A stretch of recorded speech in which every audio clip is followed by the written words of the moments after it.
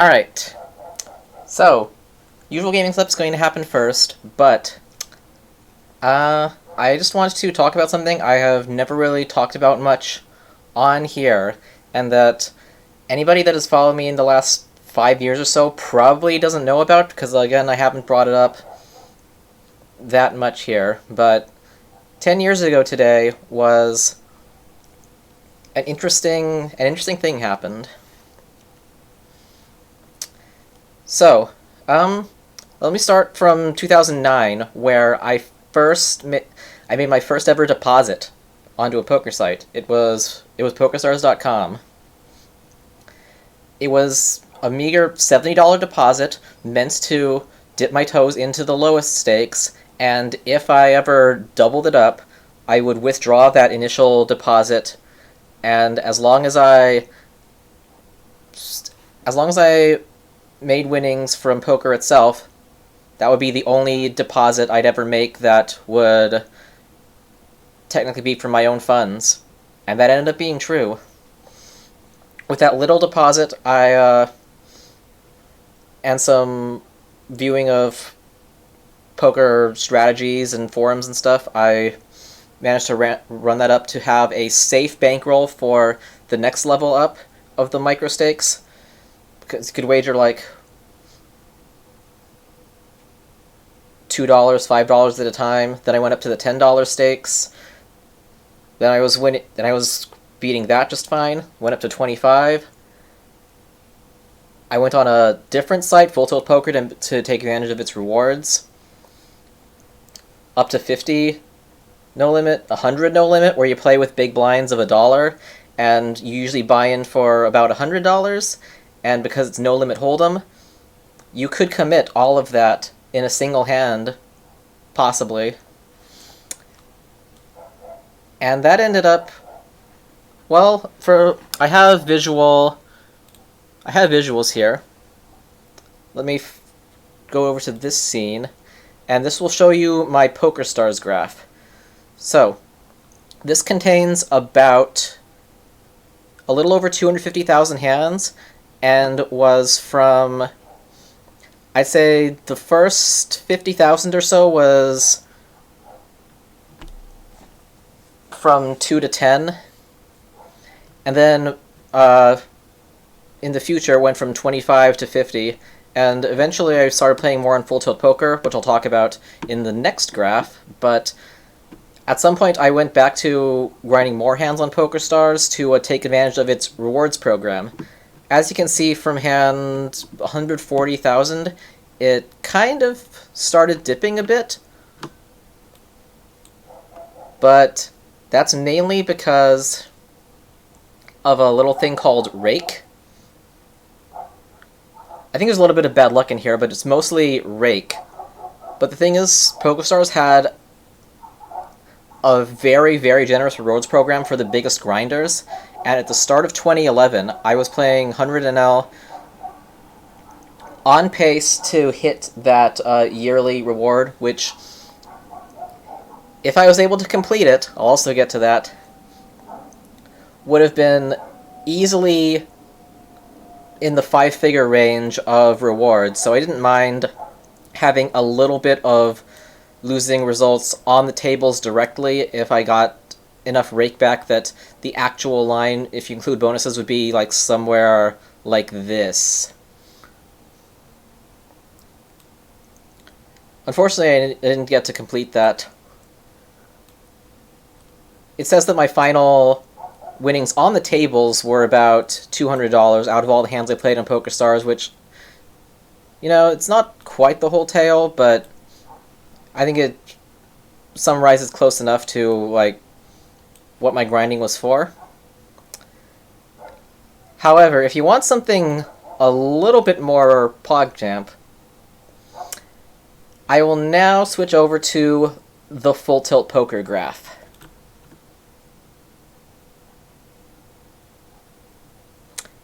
This is a graph. I think I started Full Tilt Poker at 25 NL. So it immediately started pretty positively. I think the overall player pool was a little bit softer than PokerStars at any given time. We had a little bit of bad stretches, but keep in mind that this is very similar to the PokerStars dip, like from here to here, but this is a sample of more than 600,000 hands. Yeah, variance is a really brutal thing in poker sometimes. But as you can see, it then accelerated as I got to the highest stakes and kept taking advantage of like weaker players at pretty decent stakes, and yeah, that looks pretty, doesn't it? And this is again before rewards, because Full Tilt Poker had its own reward system. Not as good as PokerStars, but enough to like make this line even more impressive than it would be. And also consider that this was exponential growth from 2009 to mid-2011, because I think I'd say about halfway through this graph is when I moved up to the highest stakes. So like this to this was in 1 year, and it was improving. And I believe this is the evidence I need to say that I was comfortable having no alternate income besides this at that time.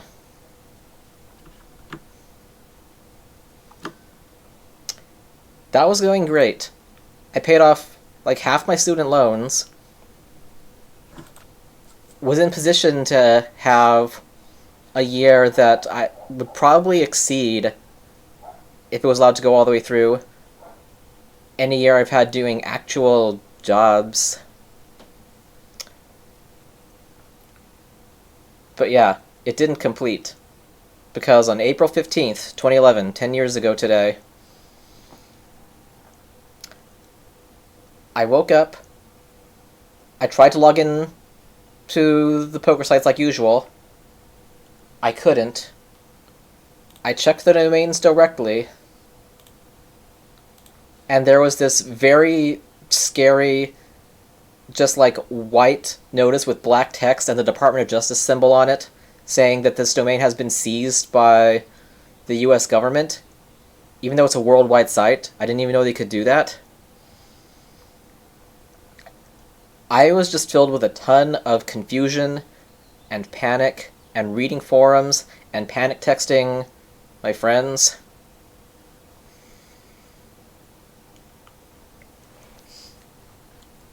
Yeah, this was the event in which those two sites, and I think a couple others I didn't play on, got taken down by the US Department of Justice for technically violating some laws that I think were dumb in the first place, but I don't want to have legal arguments. This is more about the personal experience here.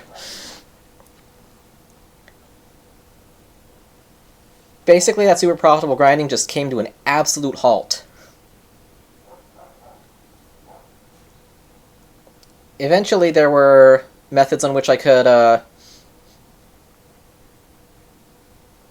PokerStars would allow me to get my balance out at that time within a couple weeks. There was a much bigger headache with Full Tilt Poker because they did naughty things and commingled player funds with operating expenses, and therefore didn't actually have the cash on hand to pay out all its US players. So there was a giant amount of legalese for a couple years that eventually ended in PokerStars buying Full Tilt and then paying back US players. About 3 years after I got my PokerStars funds, I got my Full Tilt funds as well, and that was fine. What was not fine was what exactly I was going to do next. I kind of meandered along, carefully playing on sites that still tentatively served US players. I made I joined a couple friends on a site that was based on microstakes grinding and made some poker training videos based on what I knew. I eventually got encouragement from different friends to try and make a different kind of primary income rather than like suffer through the player pool that was left. It's absolutely crushed the poker boom that was going on at the time. So the games I did get to play was not filled with that many weaker players. So eventually I got into tutoring and substitute teaching, and recently that's transitioned into my main income, and then I can just play poker on the side, which is a lot less stressful than having something super swingy be your only source of income for sure. So, yeah, I've kind of bounced back from that, and I kind of haven't. I'm still very, very annoyed at what this country thinks is, like, appropriate things to wager on and not appropriate things to wager on. Like, you're not allowed to do this online poker stuff, but you are allowed to enter lotteries or buy stocks in the stock market.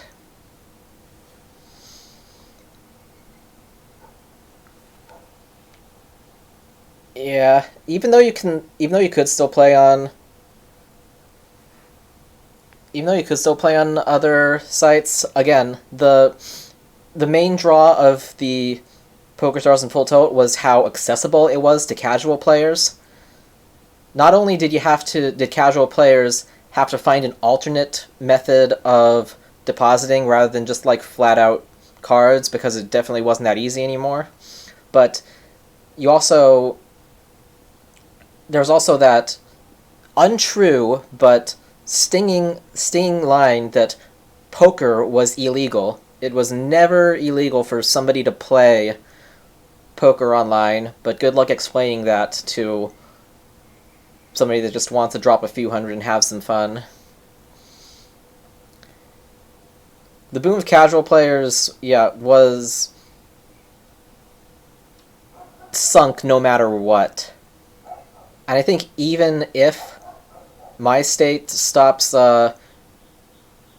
twiddling its thumbs and regulating online poker, as 5 states have done so far, it's still not going to be the same experience and same pull and same, like, massive winnings that took place before.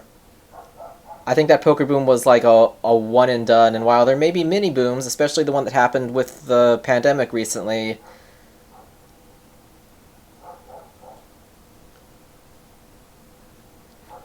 those days were through, and it was super fun while it lasted. That was a really sick exponential growth of 2 years, and it makes me wonder, what if I had started this like a year earlier. But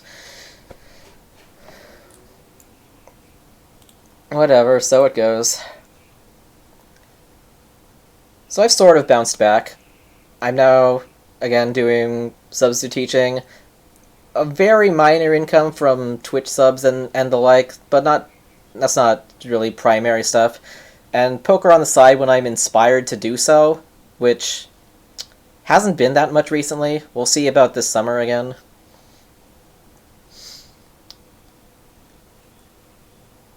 It's just kind of still bleh though.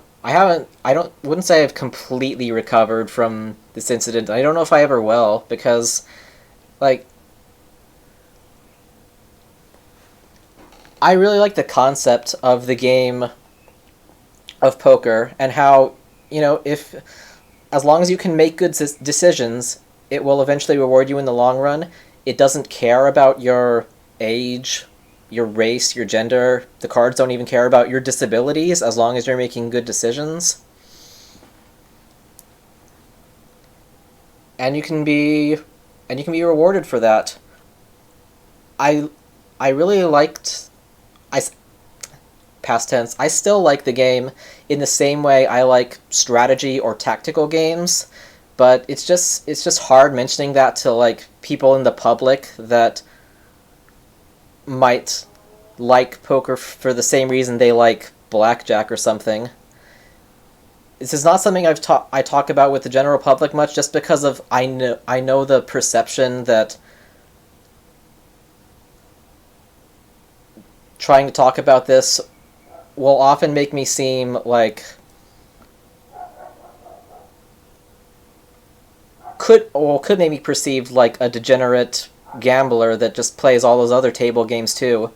Fun fact, I have never played like roulette or any of those casino games, and I'm not interested in doing so because I don't want to make a minus EV wager. I play in those games because I think I have an edge.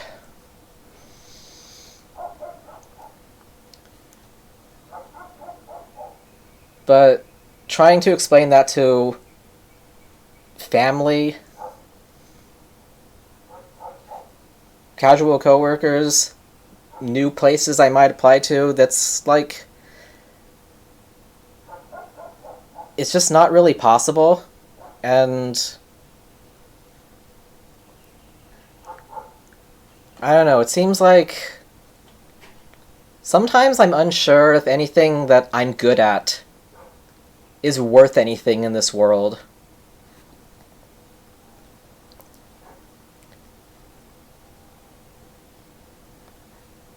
Anything that I think I could define as a strength has this stigma attached to it, and so I don't talk about it.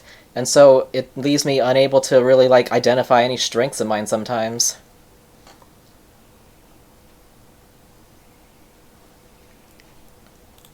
Regardless, I have found ways forward since this incident 10 years ago.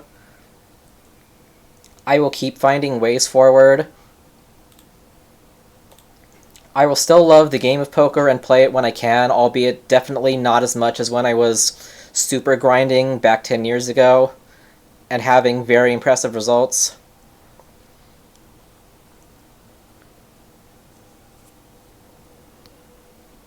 But yeah, it's been a long journey, and at first I couldn't even like imagine the posts I've seen saying you might not see federally regulated online poker for 10 years. I totally didn't believe that because it's just such a long length of time, and yet it happened and there's still issues.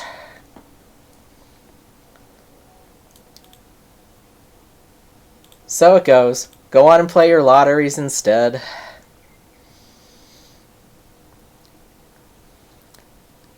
Anyways, yeah. 10 years ago was the financially worst day of my life. But I am okay now. And I will be okay. And we're going to play some games. That was my venting. Actual gaming in a little bit. See you then.